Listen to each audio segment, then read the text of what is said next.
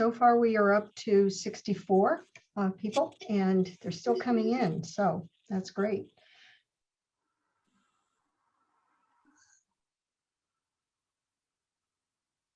Sorry, now that we're waiting, the chat function seems to be disabled. Thank you for letting us know. I think it is for some, but not for others. I'm not sure. Who's our tech support? Yeah, Lana, it's disabled, at least for us. This is John Okay. Valentine. So I mean, Oh, John, thank you. We need the tech support person on the team to see if they can fix that problem.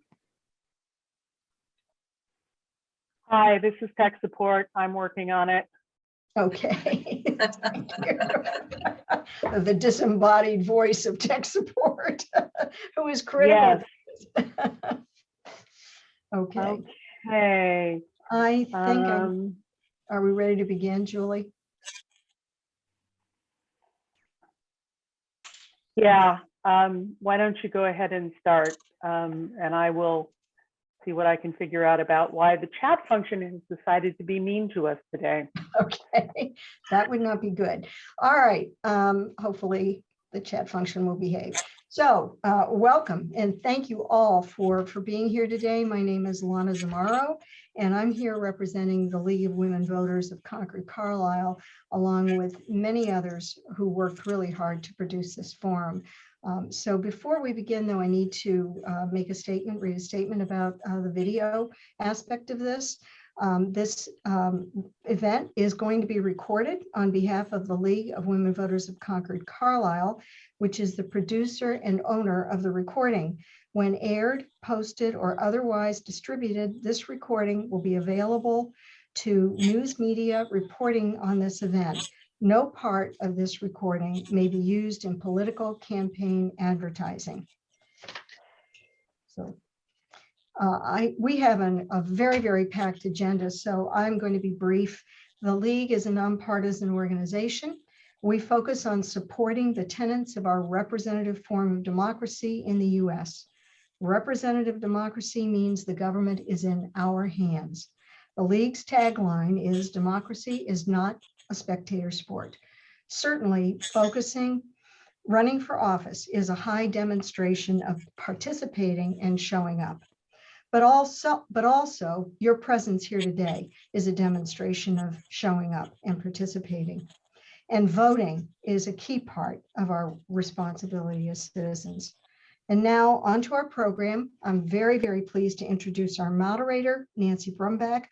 Nancy is a trained moderator and a past president of the Sudbury League. I could say more, but she asked me not to. So Nancy, take it away. Thank you, Lana, and welcome everyone this morning. Briefly, here is how this morning's program will work. We'll start with the candidates in uncontested races, and then we will have panels in each of the contested races for Select Board, School Committee, and Library Board of Trustees. I will go over the format for each section as we get to it. The community was invited to submit questions by email, and the League developed questions based in part on those questions from all of you. You may also write questions in the chat if we get that working. Please specify in your question which office it's for, and note that the question cannot be directed at any one single candidate. It has to be directed at the entire panel. With their time limits, we will not be able to ask all the questions we have. So if yours is not answered, we encourage you to reach out to the candidates directly and ask them. And an automatic timer will be on the screen to keep things moving, and I'll stop the candidates when their time is up. 30-second rebuttals will be allowed at my discretion, but my preference is to use the time for questions and answers rather than rebuttal.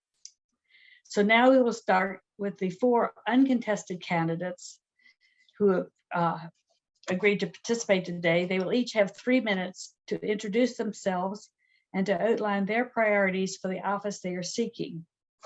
Starting with the Board of Assessors, where there's 1 seat for a 3-year term, and the uncontested candidate is Karen Yayenan. I hope I said that right. Karen Yayenan. So Karen, you're up for 3 minutes. Great, thanks, Nancy. And thanks for putting on this forum. This is just a great opportunity for people to hear what we have to say. I'll keep my comments short because I know we have a number of contested seats. I've been in Carlisle about 4 years. I live on South Street with my husband, Ollie, and my 2 girls. Jacqueline's in the middle school, the Carlisle Middle School, and Audrey is in 9th grade over at CCHS.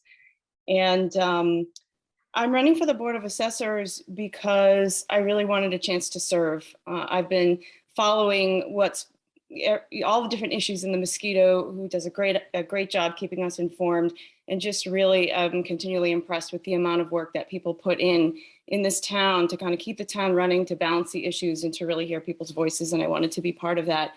And honestly, at this time during COVID, like many people, I've done a lot of reflection on how I'm spending my time, where's my attention, what's the best way to really show up, and really focusing more locally, getting more involved, and really taking part in shaping the direction of this town. Seemed like an important move for me at this time. So I see this, I'm new to town government, but I bring a background in leadership. I have graduate degrees in education and business. I've worked as a licensed real estate agent in the past, so I have relevant experience. But really, this is my entry into town government, and I'm super excited to really start to get to know and work with some of the different boards. Key issues facing the board have to do with some tough times we've had in recent times, with some illnesses in key positions, and now we have a new principal assessor in place. We have some backlog to work through. That involves different kinds of backlog, both in terms of keeping in compliance with regular assessment cycles, as well as new developments. So we're also looking at a number of different ways to address some of the needs in the town around tax deferral programs for seniors, and some other ways to really address some of the needs that have to do with giving opportunities for people to really stay in the town and be productive. And then finally, just realigning roles across the new assessor and the assistant assessor, which we're in the process of finding, and how we use consultants, and just thinking what is the best way to keep the department running. So a lot of different issues facing us, but I'll stop there and just say super excited to be on board, and hope to be on board soon. Thank you. For the Board of Health, there are 2 3-year seats available. Candidate Catherine Galligan was invited, but she is not participating today. And so we will hear from Anthony Mariano for Board of Health. 3 minutes. Okay, thank you. You can call me Tony Mariano, that's what I go by, but I grew up here in Carlisle, and one of the few lucky people that have spanned a lifetime here. And my father still lives in the house on Pagebrook Road where I grew up. I live over on North Road. My wife and I raised our family here. Our 2 children are grown and on their own, doing their own thing. I'm educated as a geologist. I worked in mineral exploration, and then switched over to environmental consulting for quite some time, where I learned a lot about groundwater and environmental issues. With that background, I became interested in Board of Health and town, mostly through town water resources back in the 90s, when we had a lot of water quality issues we were dealing with in the town center. I joined the water quality subcommittee of the Board of Health back then, and have been with that ever since. I'm running for my 2nd term with Board of Health. The past 3 years have been quite challenging and quite exciting in the realm of public health. It's no news to anyone. We've been dealing with this pandemic and all of the issues associated with it. I found myself challenged as a geologist who initially got involved with caring about our water resources and trying to deal with public health from that angle. I found myself as chair with a geology background during the pandemic. We have an outstanding group of people that are on the board, and drew from medical and engineering and infectious disease expertise that we have on the board. So it wasn't as difficult a task. We have a lot of extremely talented volunteers here in town that are so willing to help the town out. So we formed subcommittees to try to handle what we could locally with the pandemic issue. There are a number of issues before us in the coming years. There are large developments underway that require a lot of attention as far as protection of groundwater and treatment of the septic issues with those large developments. It's quite different than small residential homes. We continue to deal with tick-borne and insect-borne illnesses, and those will present a challenge in the years to come as the weather warms. And a new contaminant that's being found in groundwater, PFAS or polyfluoroalkyl substances, has impacted Carlisle, and we look forward to dealing with those challenges and helping the public out with that. Thanks very much, and I look forward to moving forward with the Board of Health. Thank you. A quick question or request before we go any farther. If you're just watching, you're not a participant, if you can mute your video, turn your video off so that it's not so distracting and people can actually find on their screen the panelists who are actually talking, it would be helpful. So if you're an audience member and can turn off your video, that would be great. The next office we have is for Planning Board. There are three-year terms available.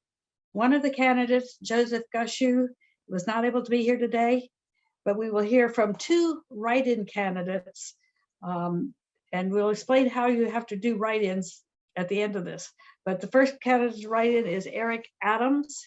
Eric, your 3 minutes. Good morning. Thank you all. I'm really excited to be here this morning. I've been living in Carlisle with my wife since for the last 14 years, 2008. We have 3 kids, all of whom started at the Red Balloon at the First Religious Society and have matriculated through the Carlisle school. My daughter, who's 13, is in 7th grade, so she's got just over a year left. I grew up in Lexington, so native to the area, and basically, I love Carlisle. Our first home together, my wife and I lived in Westford, about a mile from where we live now, and I found myself driving through Carlisle constantly and kind of with wide eyes. And so I was fortunate enough to purchase Phyllis Hughes's house, which I've done my very best to honor her legacy. Many people still refer to my house as Phyllis's house, so that's it's always funny to me. In terms of the planning board, I've been a participant on the Historic Commission for the last 4 years, and really enjoyed my time there.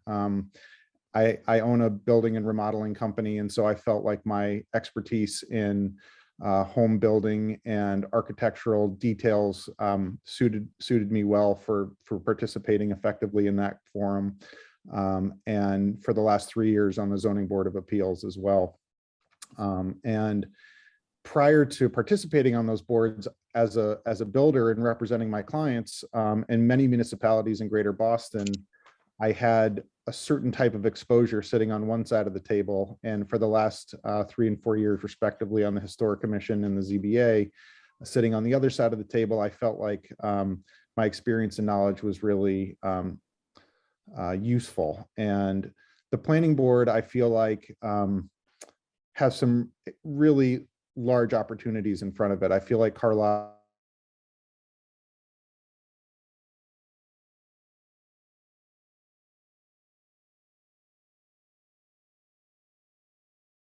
growth and development are going to look like. And I want to make sure that I do everything in my power to both preserve and uphold the values and the culture and the legacy of Carlisle as a historic New England town, as well as help to provide prudent decisions for what the next chapter of Carlisle might look like.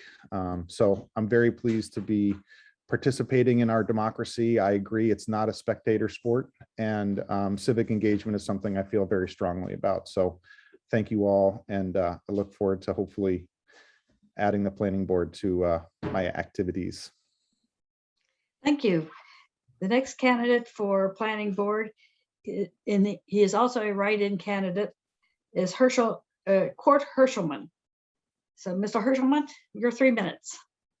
Thank you, and good morning. Yes, my name is Court Hershelman. I'm a write-in candidate for the planning board.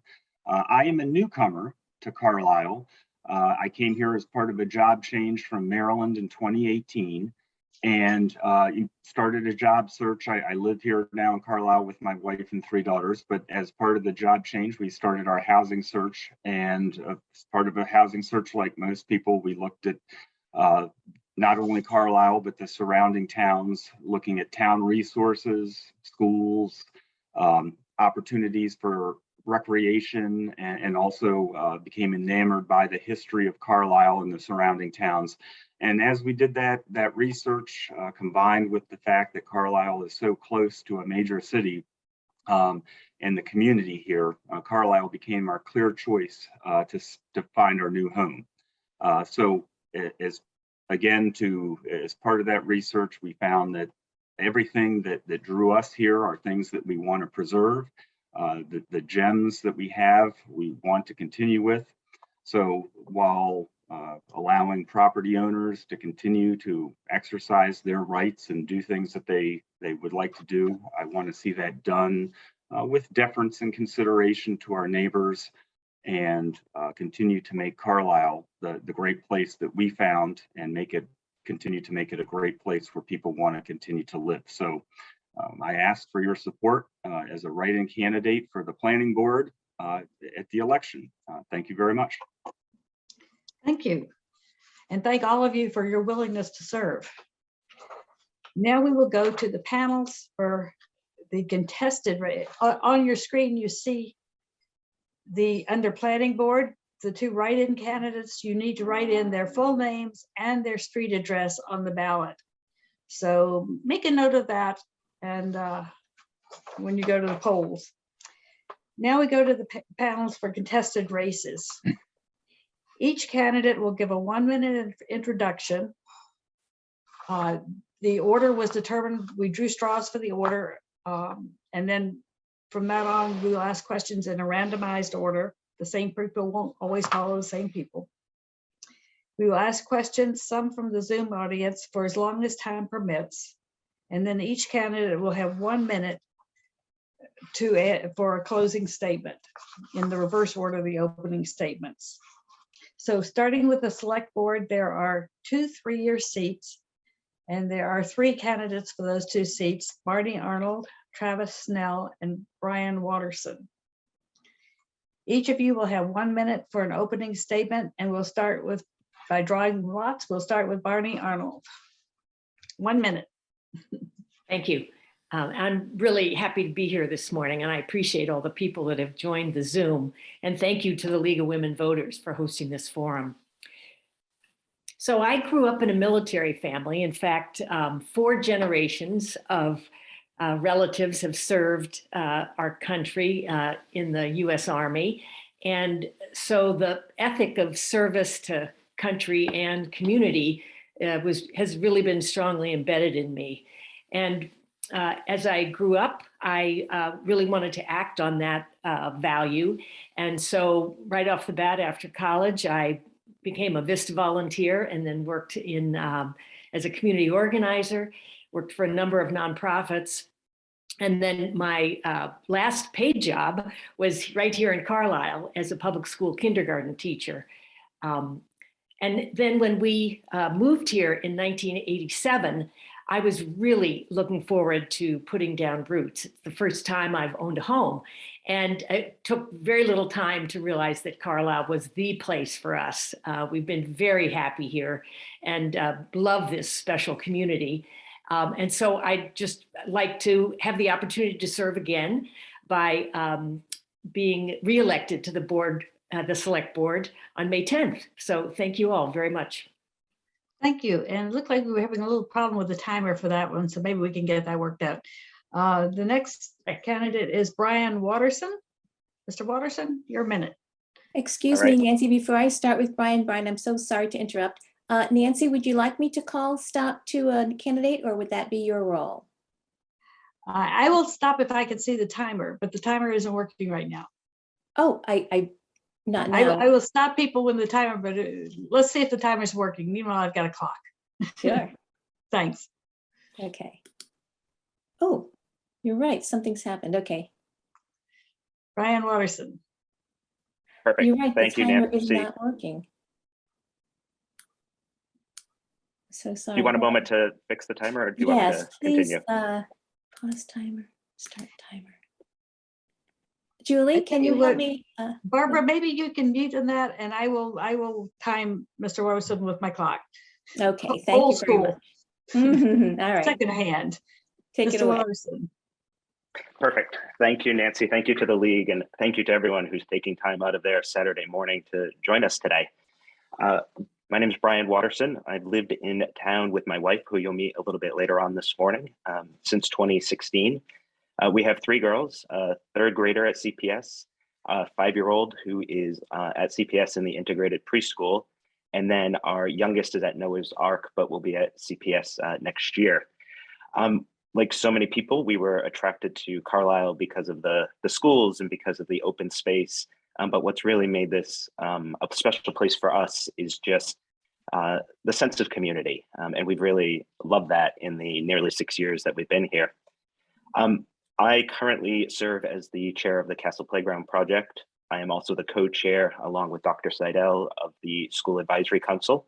And previous responsibilities include the executive board at Kids House and the Master Planning Working Group. Just a little bit about my background before coming to Carlisle. I think we have to cut you off here. Oh, sorry. That's your minute. The next candidate up is Travis Snell for your 1-minute introduction.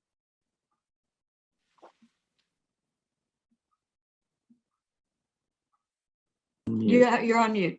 Okay, thank you very much. Sorry about that. So yes, hi, I'm Travis Snell, and I live at 623 School Street, and I'd like to thank the League of Women Voters for organizing this event. My wife, Liza, and I moved to Carlisle 21 years ago. We first lived on Robbins Drive, and after the birth of our daughter, Susanna, we moved to our house on School Street. We have 2 kids, Susanna and Sam, who both attended the Carlisle School. Sam just graduated from 8th grade last year at Carlisle Middle School after having started at the Noah's Ark Nursery School years ago, and both of them are currently at CCHS. We've had a very positive experience with the Carlisle School, and I think the school does a good job of preparing students for the future. 8 years ago, I joined the Zoning Board of Appeals as a way to contribute to the Carlisle community. For the past 6 years, I've been chair of the Zoning Board of Appeals, and I'm most proud of the way I've worked hard to create a well-functioning board that listens to people and thinks about the applications before us and then makes. Thank you. I'm gonna cut you off because a minute is not very long. It isn't. But we will. Let me just check, Barbara. Are we okay with the timer, or you could just do it manually? Barbara, you're on mute.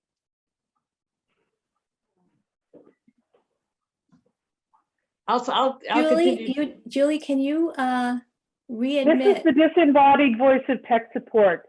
Please do time old school for a minute. I'm going to have to restart the timer software. Okay. So, Barbara, we'll go through this. Just 1 minute, 1 minute responses to these questions.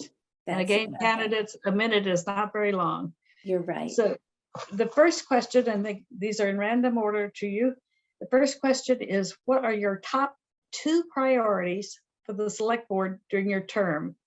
And the first, it goes first to Mr. Snell. Well, thank you. I think having lived in Carlisle for 21 years and watched Carlisle change, as well as thinking about what remains constant throughout, I think we really need to focus on 2 things. One, as a member of the Master Plan Advisory Committee, I think we're going to have to really focus on implementing the master plan and adopting it for the town. And I think that's a good thing because it will provide some guidance and direction for where we're headed. And I think the second important immediate priority is we need to select a new town administrator who is going to be well qualified and hopefully will work well with the town and the values that we have. I will say that, you know, we have an opportunity here to think longer term as well. And I look out a couple hundred years and think about what's important and what I'd like to see if I came back a couple hundred years from now. And I think the open spaces and the rural nature of our wonderful town are kind of a long-term commitment and value that we have, as well as our top-notch school is a really essential part of our community. So Thank you. I think as Thank you. priorities, those are the top. Thank you. Next, we have Ms. Arnold, your top 2 priorities. Thank you. I think the one big priority for me is the challenge that we have to balance some of the needs we have in town, like the police and fire stations that need to be either upgraded or new facilities. And of course, there's a lot of interest in a community center, and yet balance that with not overburdening taxpayers. And so that's one big priority for me. I think the other, and there are many priorities, but I think another key one is looking at what we as a small community can do to be a model for addressing climate change in our own town. And I think there are some really interesting ways we can do that. Thank you. And Mr. Watterson, your top 2 priorities. Perfect, thank you. Yes, I'd like to echo Travis. I do think that implementing the master plan that we've all worked so hard on over the last few years is going to be quite important. You know, we want to make sure that all that hard work doesn't just sit on a shelf. And, you know, within the master plan, you know, we'll be able to touch on, you know, many facets of the planning for the town future. I also think as we bring on a new town administrator and as we look at the work that the governance task force is doing, I also think we really have an opportunity in the years to come to think about how we can optimize the running of town government and you know, and make sure that it continues to meet the needs of all of us as we're in the 21st century. Thank you. Tech support, do we want the timer back or are we going to give it a while yet? Still working on it. Okay. The next question, and some of you touched on this in your first answer, was the Carlisle Master Plan was recently released. Do you support the key recommendations of the master plan, and what would you consider a couple of those key recommendations? So we'll start with Mr. Watterson. I definitely support the master plan. I mean, there's a lot of fantastic content, fantastic recommendations. I think, you know, the challenge now is to break it up into manageable pieces so we can actually start to implement and make progress as quickly as possible. You know, some of the things that I do wholeheartedly support are the importance of really thinking about the character of Carlisle and how we, you know, how we want to see that shape or, you know, or not change in the years to come. The importance of connectivity and access is critical as well.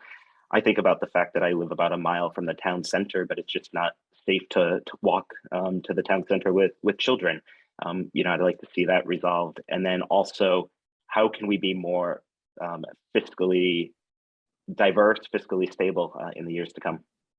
Thank you. Mr. Snell, your comments on the master plan. Sure. Well, for those who aren't as familiar, the master plan really had kind of 5 areas with Carlisle's community character, fiscal sustainability, connectivity and access, environmental stewardship, and caring community. And I think it would be hard for anyone to kind of disagree with those goals. And I think, as Barney pointed out, the real challenge ahead of us is to really, how do we navigate? How do we use that as our roadmap going forward and build those various components into the future that we want to see? So I do think it's valuable, and I support the master plan. And I think that as far as the most important thing really is the character of the town. And I said in my opening statement, or this last statement, that I think we need to really look long term and think about, as we're changing, and the world's changing and we're changing, which is a good thing. But we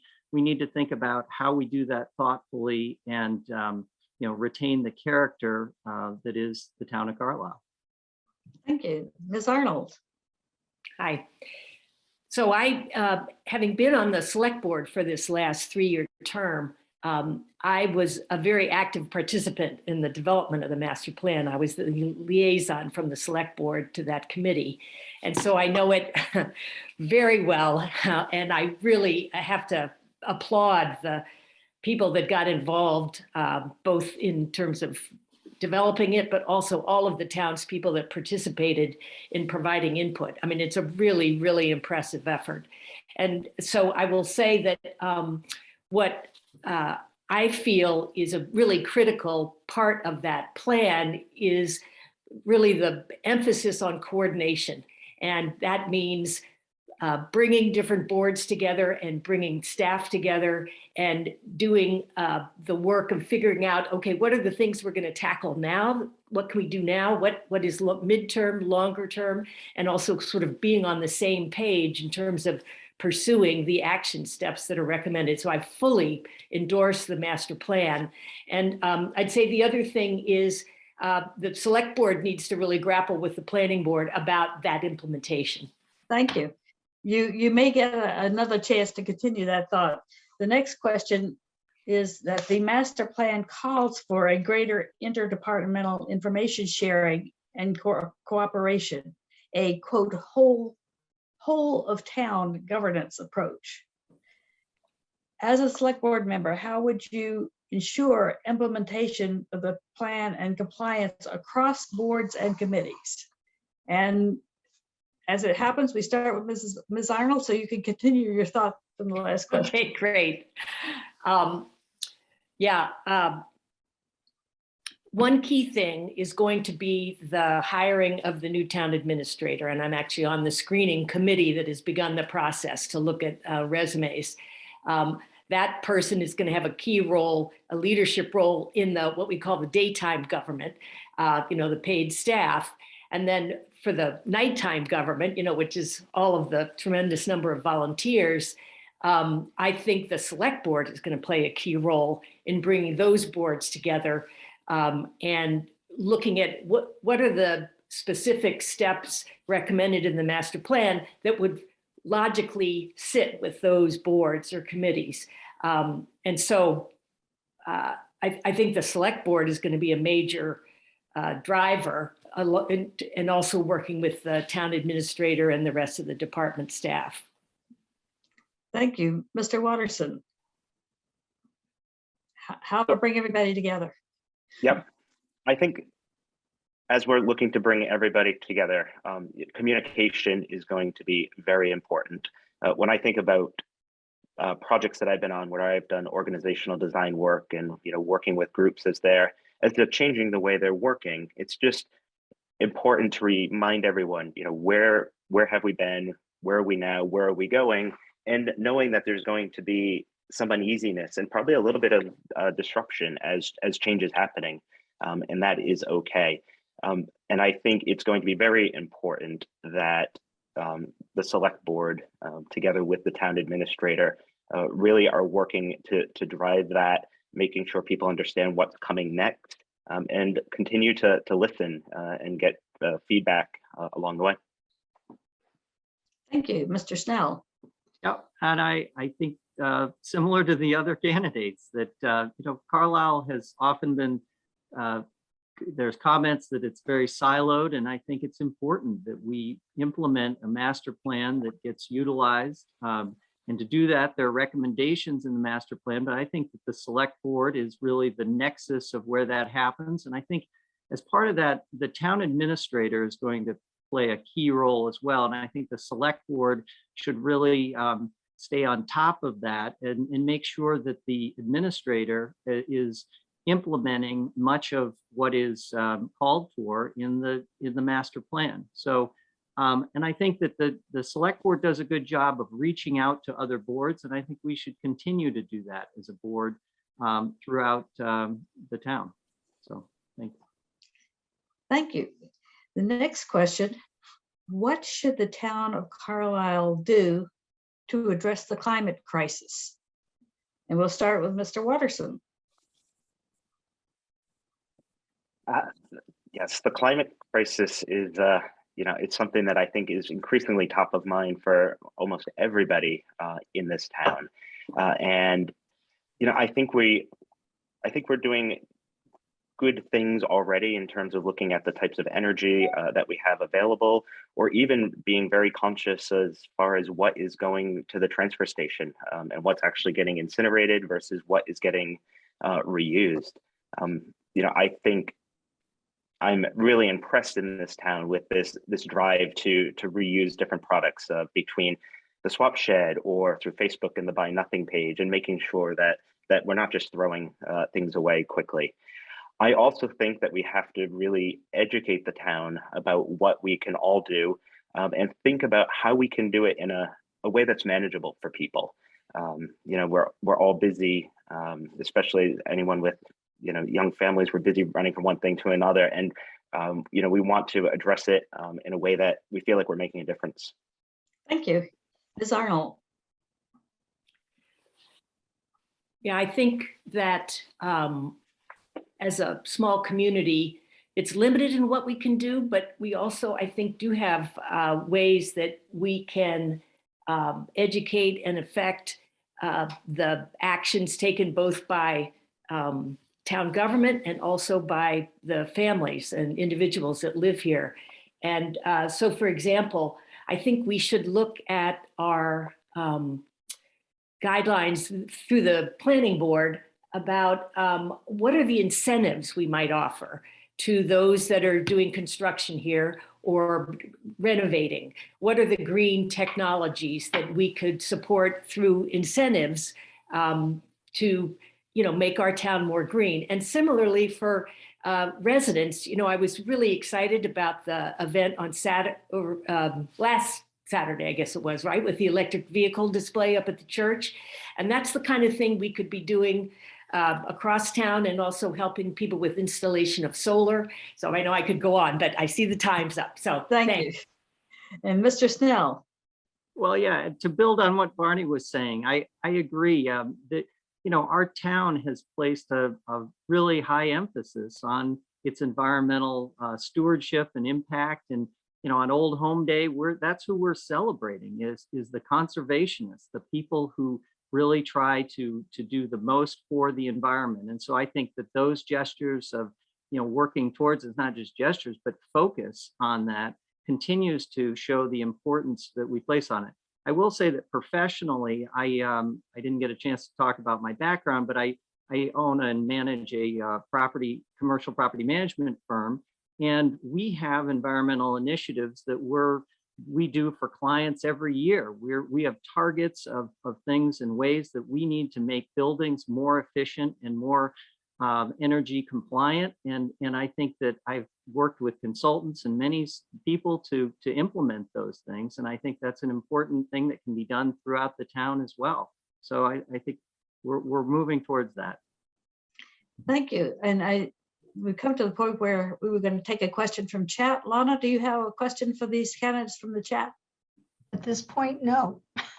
Then fortunately, we have our own list of questions, so we will keep going with those. Nancy, may I break in just to see if Julie has any instructions for me to reestablish our timing device?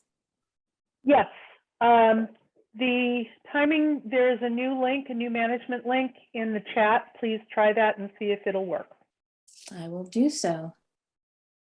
Now we need to see a blue sky tile pop in, don't we? There's one on my screen right below you. Right, but it's been black all this time. I think twice the blue sky. It's not the screen of blue sky.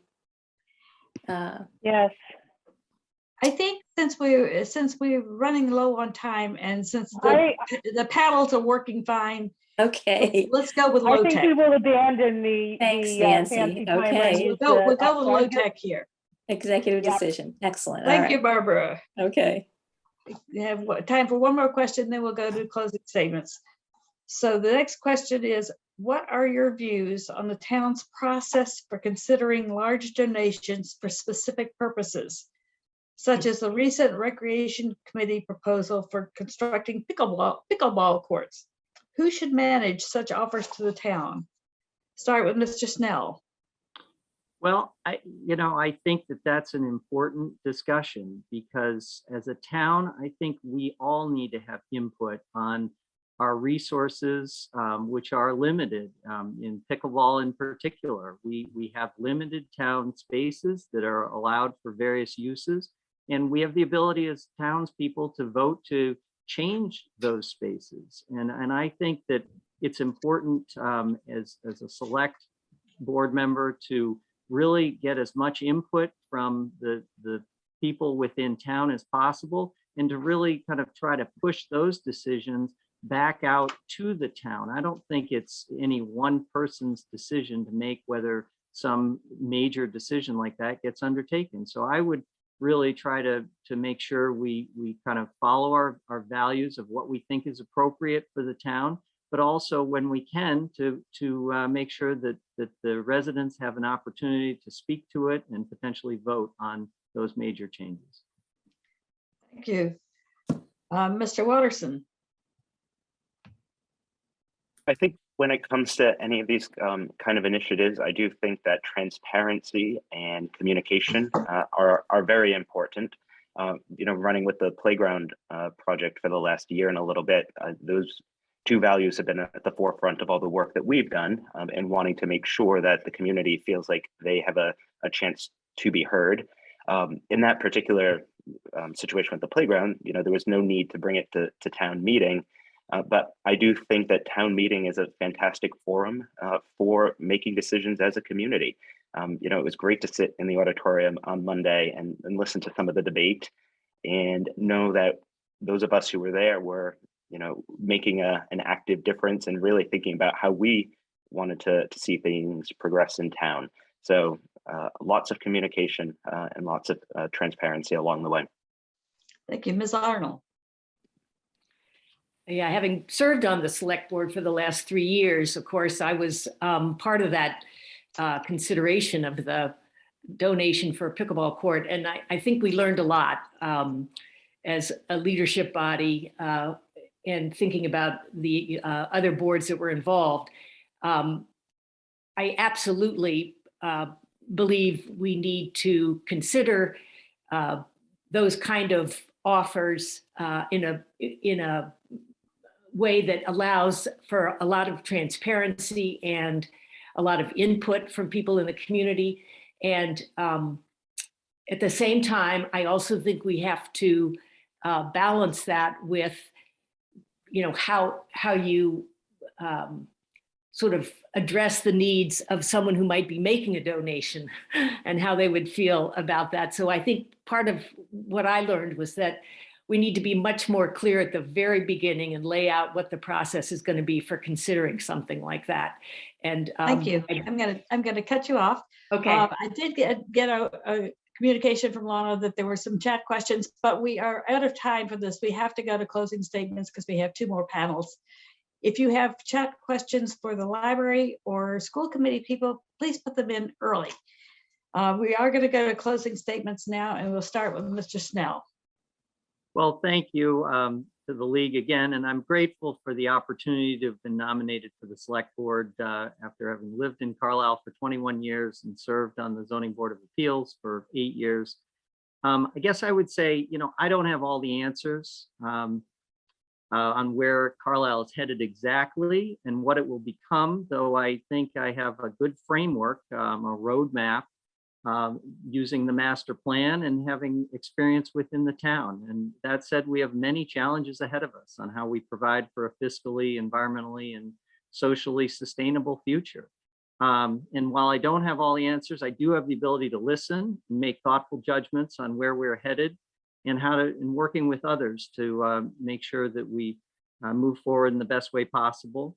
I really encourage you to vote for me, but also to ask others who I've served with on the Zoning Board of Appeals or within the community, because I think they can attest to how I operate, my character, and the decision-making that I undertake. Thank you. Ms. Arnold. Yeah, I'm so sorry we didn't have a chance to talk more because I see there's some really good questions in the chat about housing, which I didn't mention and should have as one of the key things we need to balance in terms of, my particular interest in making Carlisle a place that will allow a more diverse range of people to live here. And I also am very committed to the great efforts that are going on at the school around equity, diversity, and inclusion. I want to just mention that I think for me, my interest in serving for another 3 years is based on the strengths I think I bring to that role, which is leadership through listening, a real commitment to teamwork, a commitment to bringing people together, and a real desire to have input from as many different voices as possible. And so I just want to ask for your support on May 10th. Thank you. Thank you, and thank all three of you. We are now going to go to the panel for school committee race. If the school committee candidates will turn on their videos, that would be good. Nancy. Brian did not have a chance to give his closing. My list was faulty. I'm sorry, Brian, please go ahead. No, not a problem. Thank you. Thank you, everybody, for the time today. As I said at the start, I really do think that Carlisle is a special community, and I look forward to the opportunity to serve and to listen and really understand what's important to everybody. Of course, I have my own ideas, and the master plan, has helped shape those. But just know that I want to be a resource who listens and represents this town. I also would like to say, and as I said in my mosquito letter this week, for me, the most important thing, though, is that everyone goes out and votes on the 10th of May. We have an opportunity to all take an active role in the future of our town government, and I just encourage everyone to vote a week from Tuesday. Thank you, and again, my apologies. This may All happen. Good. So now we will go to the school committee race. There are 2 open school committee seats. There are 4 candidates for those seats. One of those candidates, Robert Eggery, was invited but is not participating today. So the 3 candidates who are participating are Eva Mustafi, Sharon Witt, and Sarah Wilson. And each of them will have 1 minute for an opening statement. And as we drew straws or lots for this, we will start with Sarah Wilson. Hi, good morning. Thank you, Nancy, and many thanks to the League for hosting us today and for the audience for tuning in. As Lana noted, we're all supporting the democratic process by being here, so it's just something to celebrate. I grew up in Carlisle. Much of my earlier work in education focused on supporting social emotional health of kids. And since my kids started in the schools in Carlisle in 2013, I've continually tried to find ways to engage with the schools. I was involved in the PTO as a classroom parent and as library coordinator for several years. I've been on the school advisory council, and I'm still president of the Carlisle Education Foundation. I'm very focused on my family and friends, and I just love being part of the Carlisle community. So I think this is a unique place and that our schools reflect the caring attitude of our community members and the spirit of mutual respect in the face of differences. And I'm just proud to be part of that. So thank you. Thank you, Ms. Mustafi. You're muted. There you go. Oh, okay. Now okay. we're good. Okay, so let me start my timer. Okay, so I just wanted to thank the league for this opportunity and the candidates running as we make each other stronger candidates. I'm running for the second term on school committee. I have served on both Carlisle and the regional board. I have moved to Carlisle 15 years ago, and I fell in love with the town, community, the schools, the way that our kids grow up and have this wonderful childhood in the Carlisle bubble. We are a multicultural family. We celebrate our cultural differences. We celebrate, we have different foods, different languages in our home, but we look towards one goal, and that's giving our kids a home that is welcoming and loving. Thank you. And Ms. Witt, your opening statement. Hi, good morning. Thank you to the League for the opportunity, and thank you for everyone participating. This is important work and it's collective work. I am a 6-year resident of Carlisle. I moved here with my husband and 2 sons who are currently in 2nd and 4th grade. My volunteer effort started with being a kindergarten bus monitor and has continued from there. I think the future it's in the classroom, it's in the playground, it's in our community, it's diverse, it's beautiful, and that's something I want to be a part of, to develop and to continue in a engaging and a valued manner. Thank you. Thank you. Now we will go to the questions. I'll ask them in random order. You'll each have 1 minute to answer each question. The first question is, what are your top 2 priorities for the school committee during your term? Let's start with Ms. Witt. My first priority is focusing on the social and emotional well-being and health of our students, staff, and administration. It's important, it's urgent. We have all recently gone through a pandemic, which is something we have never experienced. We have lost some key developmental time to really develop our students, and that's important. The second one would be diversity, equity, inclusion, belonging. It's important, it's urgent, and I'm committed to that work. Thank you. Next, Ms. Wilson. Hi.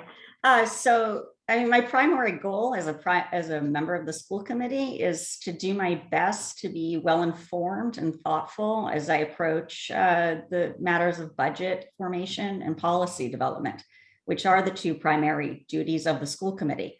And both of those matters require not only sensitivity to local concerns and objectives, but also familiarity with rules and regulations dictated by Massachusetts general laws and DESE guidelines to ensure that we're in compliance with delivery of services when we're looking out for the well-being of our students and of our community.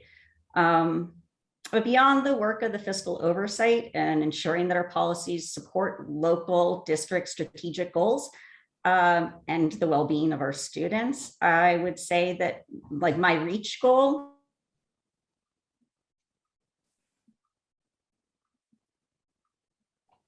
of the schools, right? By being able to our work to the community effectively, and by being sensitive and responsive to community concerns and interests. Thank you. And Ms. Mustafi, are you there? Yes. Okay. So I look at education and the use of our resources kind of in a longitudinal way from K through 12 and how it translates into success for college. So I look at 2 areas of focus. One is K through 8 focus on literacy. So all our children become strong readers, which is a determinant of educational success and well-being. In my first term, I worked on to support and improve early literacy for all the student services and for students with special needs. And then the other focus is, we must continue really making sure that we continue this work as the latest research-based methods and teaching and screenings have come out. The districts are put in a situation that is up to the districts to do that with fidelity and transparency to community of parents and community.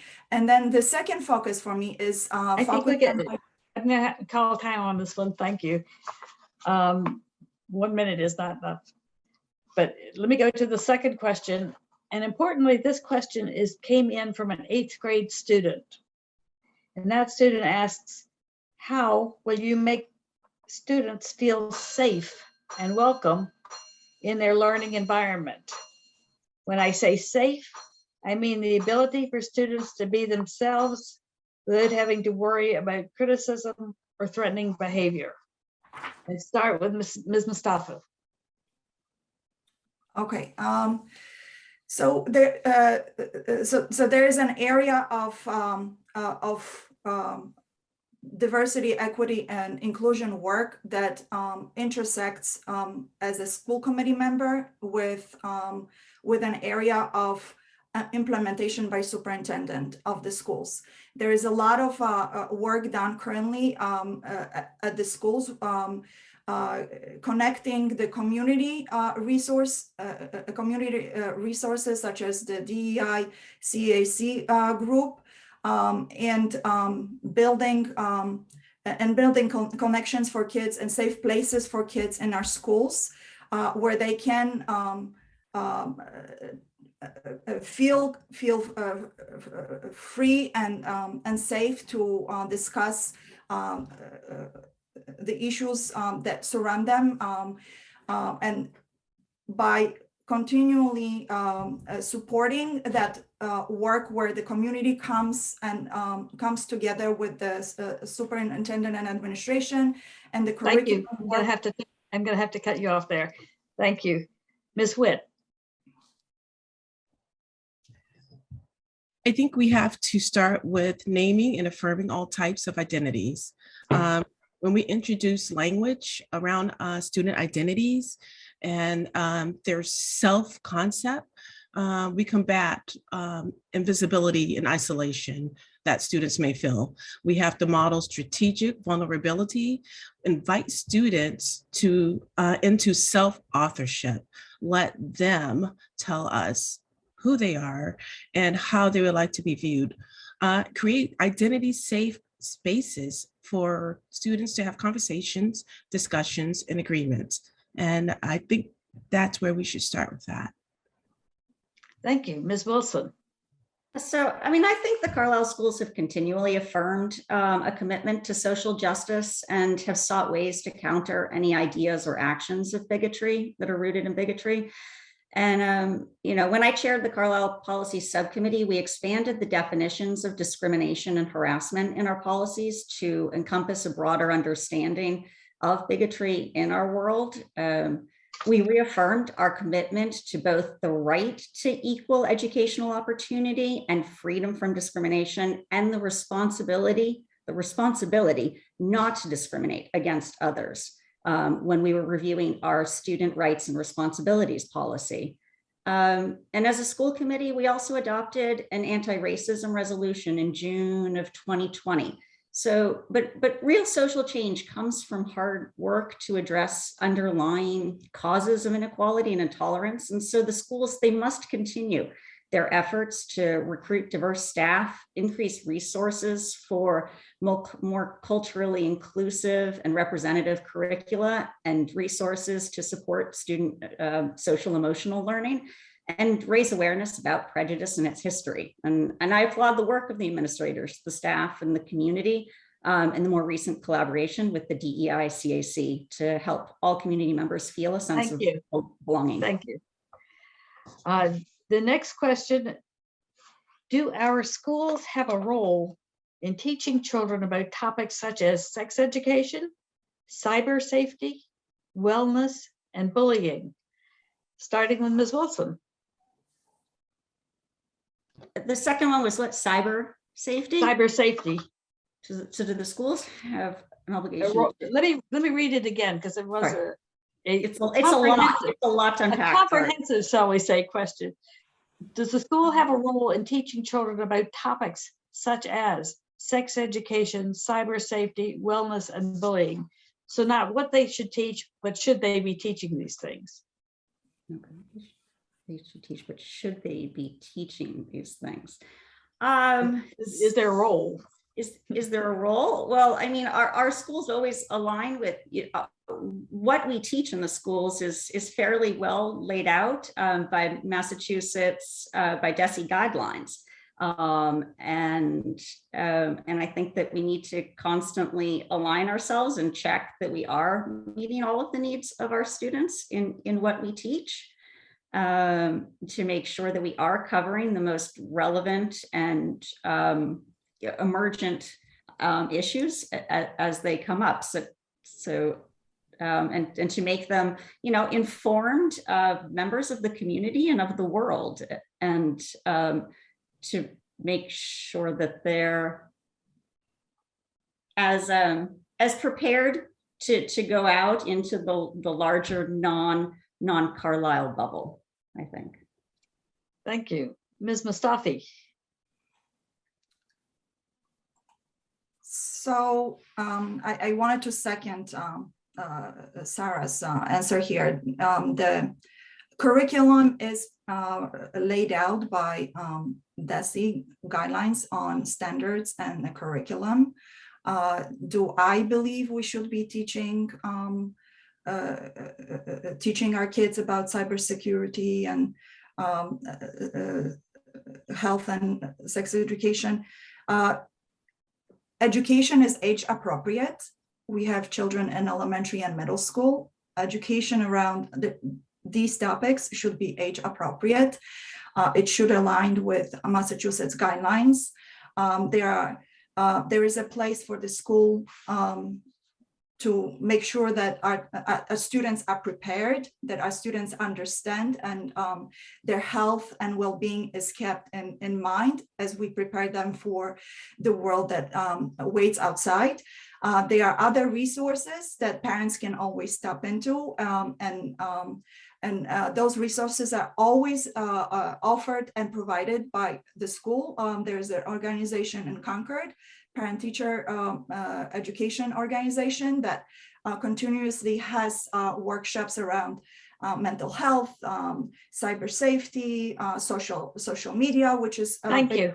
Coming up. I'm going to have to turn you off. Thank you. Ms. Witt, your answer to this. Yes, I think the school does have a responsibility to teach those things. They have our students during some of their key developmental phases. Cyber safety, there's technology in school. They have to know how to protect themselves. That links to bullying. That's a new avenue for bullying through technology and cyber issues. I think the school should, in guidelines with the state, teach about sex education. It's usually about changes that are going to occur to your body, how to have healthy identities. And when you have healthy identities, you can have healthy relationships. So I think that is a responsibility of the school, and it should be taught in an age-appropriate manner. Thank you. I think we have time for one more question. I'm going to ask Lana if there's one in the chat that would be good. I was told that the one question that the person had has been answered. So thank you. So we'll go on. We'll go on with the last question be from the group that we had. So as a member of the Carlisle Public School Committee, there will be an opportunity for you to serve on the Concord Carlisle Regional School Committee. What is your understanding of this role, and are there changes you would like to see in the regional agreement? And start with Ms. Witt. Do you need that read again? No, thank you. Okay. The role there is to, as a sister community, represent our students, both transitioning to the high school and also our students who are currently there. I think we need to work on all of the students who are being educated at the Concord Carlisle High School. And that includes really creating high quality connections and access to our education and access to discussions about our education and how we go about that so that it benefits all of our students. Thank you. Okay, Ms. Mustafi.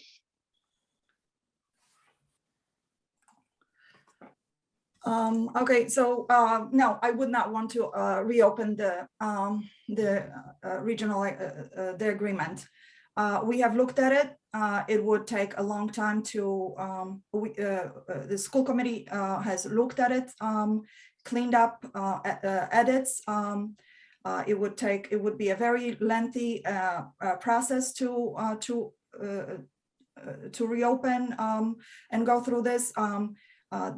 With the current edits, the agreement should stay in place, and it doesn't require any other changes. In terms of high school, I see a big need, and that is color. So I feel like my focus at the high school right now is in enhancing college readiness by expanding opportunities for all students with different learning profiles. I aim to implement the early college and enrollment dual enrollment courses as colleges are moving away from standardized testing. I feel like we need to continue focusing on wellness and mental health needs of our students. And I need to cut you off, so thank you. We need to go to closing statements for this panel now. You'll each have. Should I answer that question? Oh, I'm sorry. Thank you for stopping me. Too many little pieces here. Yes, thank you, Sarah. So my understanding of the role that we play in the region. Well, I've been on the region for 2 years, and I've been chair of the region for 2 years. So I have intimate familiarity with the region, and it's actually, I have to remind myself while I'm there that I'm representing the interests of Carlisle, and while really focusing on regional issues as they are. And so it's kind of that interplay, that relationship of how the Carlisle School Committee and the Regional School Committee, how they can have efficiencies, but how they can maintain their own independent identities is really critical. In terms of the regional agreement, if someone was to present, I guess, a substantial reason, a potential gain that could come from opening the region, I would entertain evaluating that, weighing the pros and cons of doing so. All right, thank you. Now, we will go to closing statements, and these are in the reverse order from the opening statements. Each of you will have 1 minute, and we start with Ms. Witt, your closing statement. I would say in closing, I am running to be on the school committee because I think I'm the best candidate in light of the current issues here in Carlisle and nationally and worldwide. Carlisle's needs have evolved and changed very much like its population. I think I will serve without reservation for all students. I will sit in trust for our community. My leadership style, my work style, which is committed, caring, and collaborative, will add value to the school committee board. And really, I truly believe in understanding and participating in a democratic process in an open and collaborative manner. So vote on May 10th. Thank you. Thank you. Ms. Mustafi, your closing statement. Okay. So I just wanted to say that each one of us comes from our own lived-in experience, and that is. Do you want to turn your video on first? Oh, sorry. It's a challenge navigating the stopwatch tool. Okay, thank you. Okay. Can I stop? Yes. No, start over. Start from the beginning. Okay, thank you. So each one of us comes from our own lived-in experience, and that is a good thing, and it gives us a different perspective. I'm an immigrant married to a minority group. As such, I believe that I can bring this sensitivity to the work, and I'm also mindful that I represent the interests of all students and all of the community. And my personal experience only helps me understand the critical importance of teaching our kids kindness and respect to the human differences. The challenges of public education in Carlisle is very real, but we are blessed that we have involved parents, exceptional teachers, and supportive leadership. I look forward to continue with our work. I want to finish the work. I'm very passionate about this. I do have a child with dyslexia. I do understand what it is to have trouble reading and not have the doors open. I want to make sure that those doors are open for all of our kids. We need to keep making real strides so we could protect and enhance our educational excellence that we want and the students benefit from. We need to bring everyone along this educational journey. It's not enough to claim everyone has equal opportunity on paper. We need to assure that every child has the tools and resources that they need to take advantage of this equal opportunity. Thank you. I need to stop you now. Ms. Wilson, your closing statement. I mean, first of all, I just want to say, I think it's terrific that we have 3 incredibly talented and qualified candidates for these 2 open seats. I hope that lots of people come out and vote and really appreciate and maybe like reaffirm like what it is to put yourself out there in this way. And you know, this is a privileged position to be in such a contested race. And I just want to thank the community for, you know, giving me the opportunity to try to continue my work towards working for, you know, fiscal and educational and social emotional goals of the schools in a sustainable fashion. I mean, that's what I've really learned from my 3 years on the school committee so far, is that whatever we do, it needs to be sustainable. It needs to work for the administrations, it needs to be doable, and it needs to be financially sound. Thank you. Thank you. Thank all of you. And now we'll go to our final contested panel for this morning. For the Library Board of Trustees, there's 1 3-year seat open, and there are 2 candidates for that seat, Caitlin Watterson and Helen Young. So if you will come up, yes, and each of you will have 1 minute for an opening statement. And we start by drawing straws. Caitlin Watterson will start with an opening statement. Okay, good morning. Thank you to the League for arranging this and the opportunity today. And hi to Helen. It's nice to see you. My name is Caitlin Watterson. You heard from my husband earlier. This is fun. We're both on the ballot this year. We moved to Carlisle about 6 years ago. We have 3 young daughters, and they are all very avid library goers, as you know, as am I. I love our library, and I think I realized during the pandemic just how valuable of a resource the library was to us, to our community. And when I saw that there was a seat open, I thought to help them out, to be a trustee, I thought I'd like to do that. I'd like to get further involved. And so I collected signatures, and here we are. So that's just a bit about me, and I'm hopeful for the opportunity to get to participate. Thank you. Ms. Young, your opening statement. Well, like Caitlin, I love the library, and I think it's great for the town to have 2 of us running for this seat. I've lived in Carlisle for 53 years, been a very devoted patron of the library and of all of its programs for all of the years that I've lived here. I saw that there were originally in the caucus no one running, and thought, oh, I've always thought I'd like to do this. So I signed up. I got nomination papers, and anyway, I think the town will be well served whichever of us it chooses.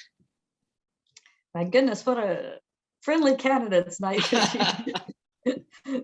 Then here's the first question for the 2 of you. What are your top 2 priorities for the library during your term? And again, you have 1 minute each to answer this. So start with Ms. Young. Top 2 priorities.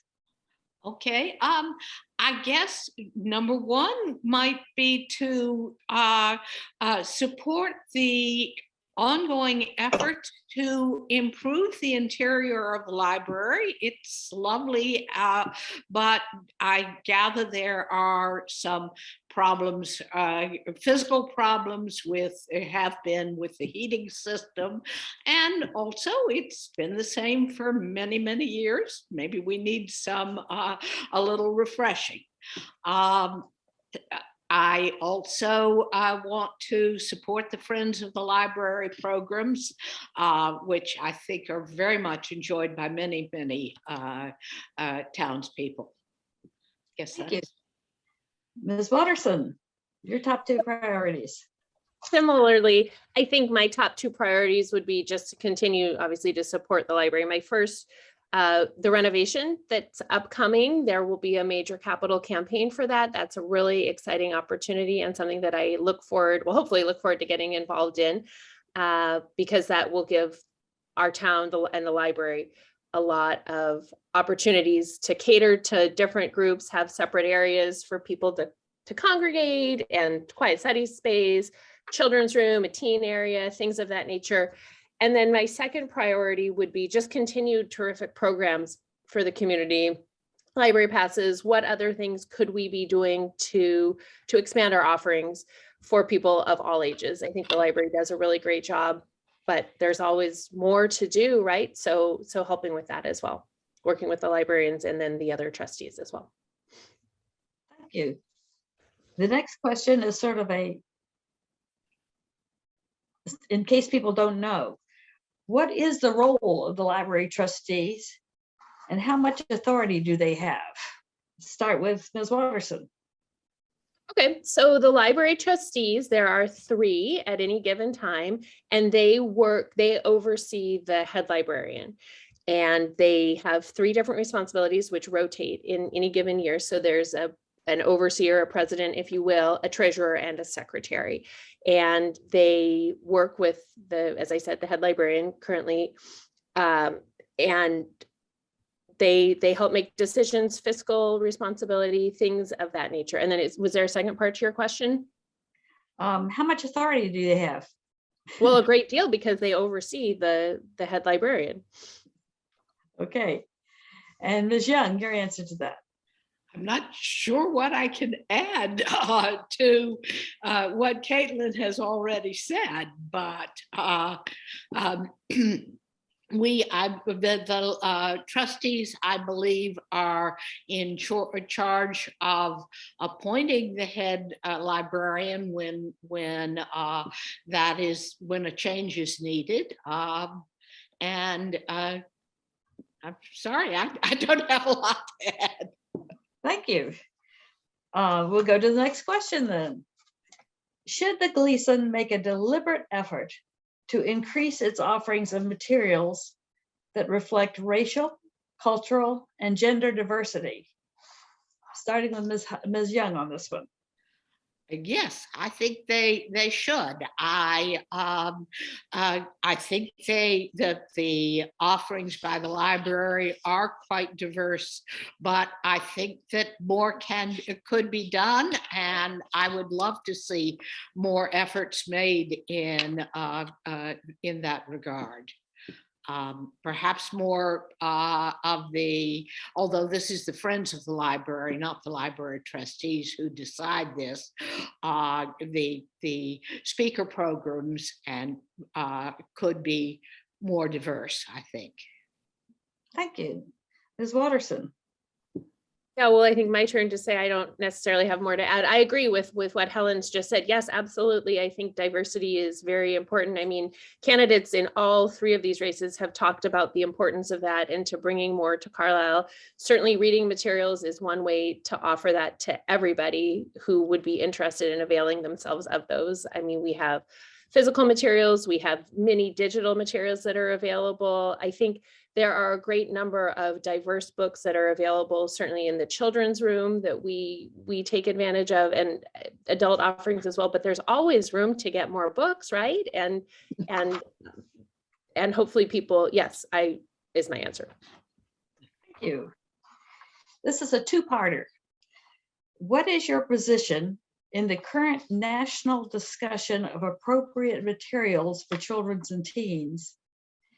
And what should the Gleason's policy be if residents request that materials be removed from the library?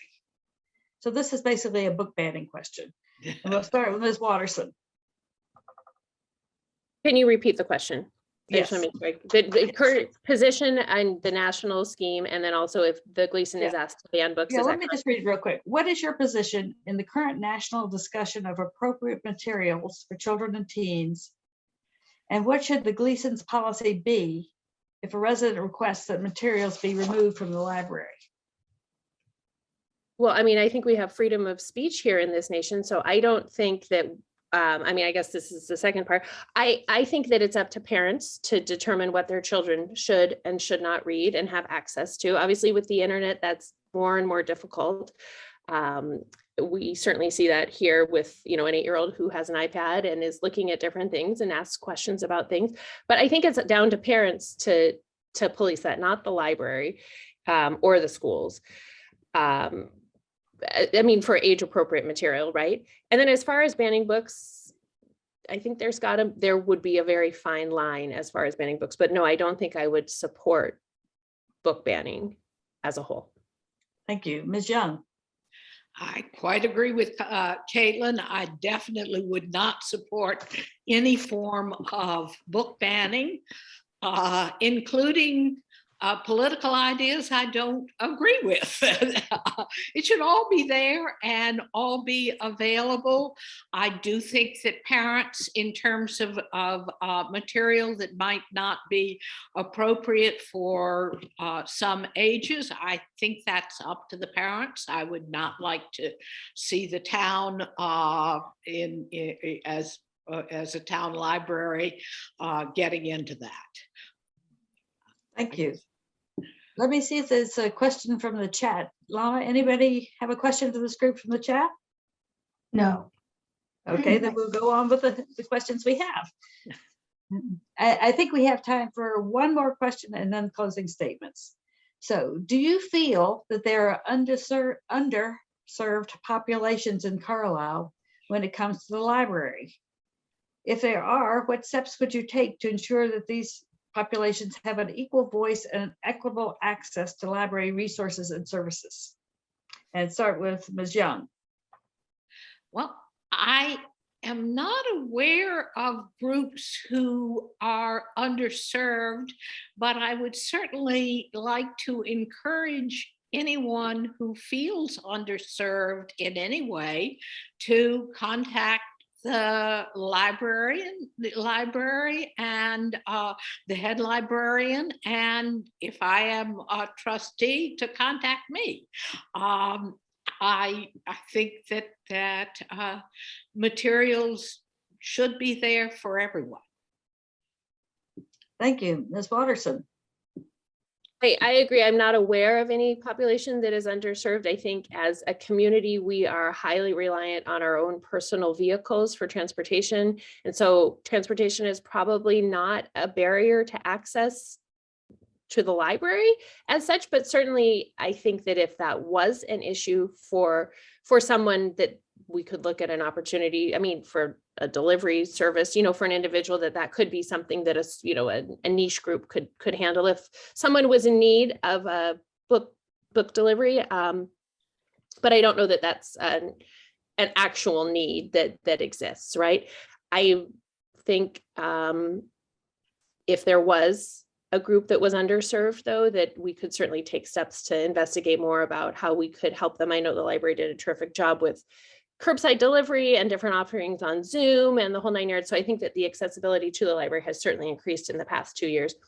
But yes, I'm not aware of any other groups who are not currently represented. Thank you both. And now we will go to your closing statements in the opposite order from our opening statements, which means that Ms. Young goes first with her closing statement for 1 minute. Well, I have, as I think I've said, or maybe I haven't, I've been in Carlisle for 53 years. I've always felt I would love to serve on the library as a library trustee, just because I care about the library so much. But so I think you have a choice of new blood or experience, and both of those are assets. And I think the choice either way will be a good one. Thank you, Ms. Watterson. I think both Helen and I pulled papers because we care about the library. I don't think either of us expected that this would be a contested race and that we'd have an opportunity to sit and answer questions today. I think we would both really like to participate in getting more involved in the library. And I think really just the most important thing though is I guess we're the group who's taken the time on a Saturday morning to listen in is probably going to be showing up at Town Hall on May 10th anyway, but I think just continue to spread the word and encourage your friends and neighbors to get out there and vote. I think that that's really the most important thing here. So I hope I'm given the opportunity, and we'll look forward to seeing what happens on May 10th. Thank you. And I want to thank all of you and all of the other candidates for participating this morning and for your willingness to serve. It's what makes our towns work, is people willing to do these jobs. I'm going to now turn the program back over to Lana Zamaro for final voting information. Lana.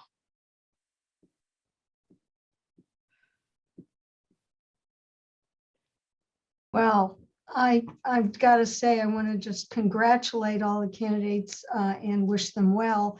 And just say you are all the literal and symbolic embodiment of democracy at work. And I'm going to second some of the comments about the need to vote. Here's the voting information that's most relevant at this point in time. Don't forget May 10th. We have a history of not the highest turnout for local elections. So I hope we can turn that around. And it isn't just the people in this audience, but you know other people who live in town. So please do what you can to encourage your friends and neighbors to get out and vote. It is one of the most important responsibilities we have as citizens. Again, I want to thank you all, and I want to thank you all particularly for hanging in there while we worked with some technical issues this time. And with that, we are going to close. Oh, I just see a note here that volunteers are still needed for vote counting on the evening of May 10th. Another opportunity to jump in and do your part in the democratic process. So thank you for that, that note in the chat. And with that, I wish you all a good day and go out and enjoy some sunshine now. Thank you all for being here.